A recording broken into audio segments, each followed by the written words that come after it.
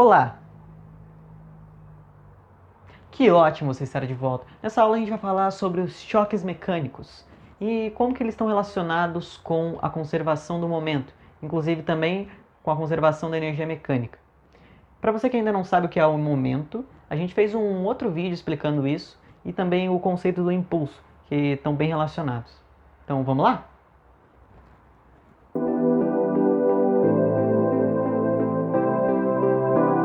Beleza.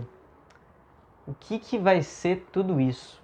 Bom, os choques, a gente pode dividir em três tipos principalmente. Mas antes da gente ver isso, você precisa ter em mente o seguinte: a quantidade de movimento ela se conserva. Uau, não está no título do vídeo isso? Está, é verdade. Mas assim, você tem que ter noção que nem sempre isso acontece. Isso vai acontecer em sistemas fechados, que estão fora de forças externas. Assim como a energia mecânica, ela vai se conservar também. Bom, agora você entende isso. Choques, eles têm três tipos. O primeiro deles é o perfeitamente elástico. O que diferencia cada um deles, na verdade? É a questão, é a dissipação que vai acontecer da energia e como que, qual vai ser o resultado de tudo isso, né? Quando você tem um choque perfeitamente elástico, a energia cinética ela não varia, assim como a quantidade de movimento. E então, quando você joga uma bola em uma outra bola, por exemplo, você vai ter uma se movimentando, a outra, por exemplo, parada, e com isso, quando elas se chocam, se elas tiverem massas diferentes, elas vão tender a se movimentar em direções diferentes, em sentidos diferentes. E isso a gente consegue calcular, se a gente souber a massa das duas, se a gente souber a velocidade que uma delas estava indo, e se você souber, inclusive, qual que é a velocidade final de uma das duas. Você consegue calcular a velocidade e a quantidade de movimento da outra. Bom, isso fica fácil quando a gente sabe que as duas grandezas, né, energia cinética e quantidade de movimento, se conservam. Mas e se elas não se conservarem? Melhor, se a energia cinética não se conserva, a gente tem um choque perfeitamente inelástico. Quando a energia cinética final ela não é igual à energia cinética inicial. Isso porque você vai ter a dissipação meio que total dela. Mas a quantidade de movimento ela vai se conservar. E é isso que você tem que ter noção. Em qualquer choque, na verdade, ela vai se conservar. Beleza? Bom, quando que isso acontece? Quando, por exemplo, você tem um corpo que é deformável. Quando você tem uma massinha, por exemplo. Você joga, por exemplo, uma bola, de novo, nela, uma massinha, uma morreba que seja. Você joga nela e a bolinha entra dentro da massinha. Com isso, elas ganham velocidade juntas. Elas andam numa mesma velocidade.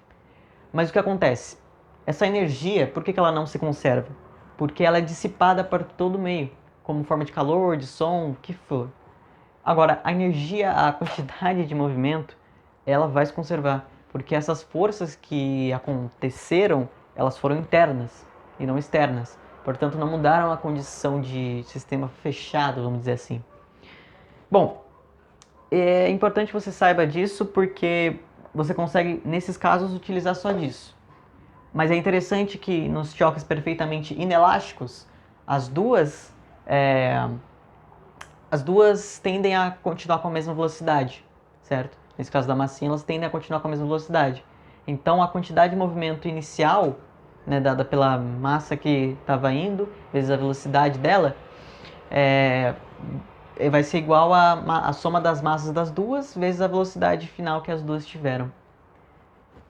E tá, mas e se tiver no meio intermediário entre estes e estes? O que acontece? Bom, você vai ter os choques parcialmente elásticos, ou parcialmente inelásticos, né? Que são basicamente aqueles em que as duas não se grudam, né? Elas não se juntam. Elas saem com velocidades distintas, mas elas continuam com essa mesma condição de que a quantidade de movimento se conserva, mas a energia cinética não, tá? É importante você ter noção disso também. Então, você só vai ter uma ferramenta para usar em exercícios como esse, que é você usar a quantidade de movimento, a conservação dela. E nesses casos é um pouquinho mais complicado, mas ele provavelmente vai te dar alguma informação a mais para resolver, né? Beleza. A gente falou de três, não tá escrito aqui, eu sei que deve estar difícil de ler, tá, gente? Aqui faltou tinta e eu não tinha onde comprar, então nas próximas eu vou tentar resolver isso melhor, tá? Desculpa aí. Mas tá, falamos de três, temos quatro, na verdade. Essa quarta vocês não precisam decorar, é só mais uma curiosidade, que é os choques superelásticos. Os choques superelásticos, eles incrivelmente, eles não têm a mesma energia cinética final inicial, mas sim uma energia cinética final maior do que a inicial. E isso acontece, por exemplo, a níveis atômicos, quando você tem o bombardeamento de elétrons num átomo de lítio, que quando você faz isso, as partículas resultantes elas acabam tendo uma energia cinética muito maior do que a incidente. Bom, mas mas a quantidade de movimento ela se conserva também. Bom, é isso. Agora vamos ver o que é o coeficiente de restituição.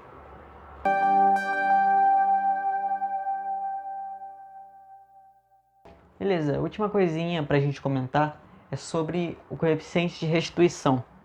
Ele nada mais é do que uma grandeza que a gente colocou para explicar, na verdade, para calcular exatamente qual seria o tipo de choque, né? Então vamos pensar num exemplo. Quando você tem uma bolinha de ping-pong, você deixa ela cair em uma certa altura do solo e ela vai, pinga no solo e volta, não na mesma altura. Isso porque é um choque parcialmente elástico, né? Ela perde energia em algumas outras questões. Isso a gente calcula da seguinte forma: o quão parcialmente ele é, o quanto ele varia dessa energia, né? A gente calcula seguindo a velocidade que ela tem inicialmente descendo e a velocidade que ela tem inicialmente pingando, né? Subindo. A gente calcula pela velocidade relativa de afastamento, né? De quando ela está subindo, dividido pela velocidade relativa de aproximação que ela está tendo do solo. Com isso a gente pode também representar em porcentagem. Isso aqui é o quociente isso aqui vai dar um decimal. Você multiplicando por 100 vai dar em uma porcentagem. Se o coeficiente de restituição for igual a 1, isso quer dizer que a velocidade relativa de afastamento é a mesma que a de aproximação, ou seja, ele não perdeu energia cinética. Agora, se for menor, quer dizer que ele tem uma certa variação nessa energia. Né? Se for igual a zero, quer dizer que é perfeitamente inelástico, já que ele perdeu toda a energia que ele tinha. Agora, se for entre 0 e 1, já é parcialmente, né? Que é o caso do solo. Bom, é isso, gente. Obrigado por terem visto, obrigado pela paciência de vocês com tudo isso. Eu sei que provavelmente vocês não viram isso aqui também, mas muito obrigado pela presença de vocês. Isso ajuda bastante. E para quem gostou do vídeo, dá um like. Para quem gostou do canal, se inscreva, por favor. Isso ajuda bastante a gente a continuar com todo o trabalho que a gente tem. Então, valeu, muito obrigado.